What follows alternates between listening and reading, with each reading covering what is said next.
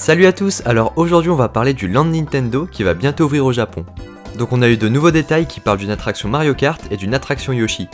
J'avais déjà fait une vidéo sur ce land il y a 2 ans, mais on avait beaucoup moins d'informations.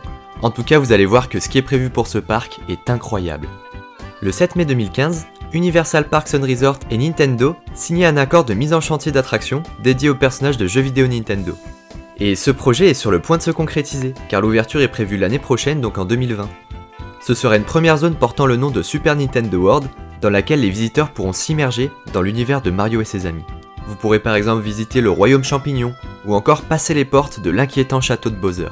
D'après les dirigeants, cette nouvelle zone sera unique au monde et permettra aux visiteurs d'expérimenter des concepts d'attractions inédits. Celle-ci comportera d'ailleurs plusieurs niveaux et proposera aux visiteurs des attractions, des restaurants et des boutiques.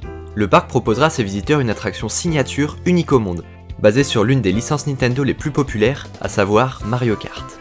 A bord de leur carte, les visiteurs pourront prendre part à une course épique, les opposant à des adversaires tels que Bowser. En ce qui concerne l'immersion, elle devrait être totale grâce à un système de lunettes utilisant la technologie de la réalité augmentée, comme nous l'indique l'un des brevets déposés par Universal Creative.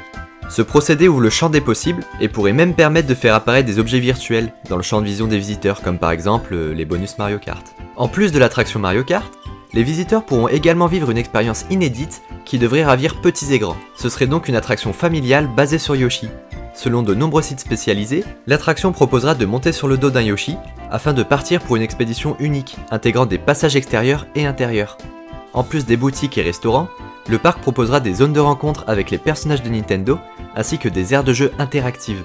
Mais Nintendo ne compte clairement pas s'arrêter là, surtout que le succès est déjà quasi assuré. En plus le parc ouvre en 2020 et c'est une année marquée par les Jeux Olympiques au Japon. Du coup les équipes d'Universal Creative ont déjà prévu des emplacements libres qui sont visibles sur le chantier. On parle déjà d'ajout d'une future montagne russe Donkey Kong, ça va être ouf. Il faut savoir aussi que Super Nintendo World devrait par la suite être ajouté progressivement dans les autres destinations Universal Studios, à commencer par Universal Studios Hollywood, où les travaux sont déjà en cours, et du côté de la Floride, Mario et sa bande seront au cœur du projet de 3ème parc, ayant pour nom de projet Universal's Fantastic World. Ça me fait un peu penser à la vidéo que j'ai faite avec Léon qui parle de l'avenir des parcs à thème.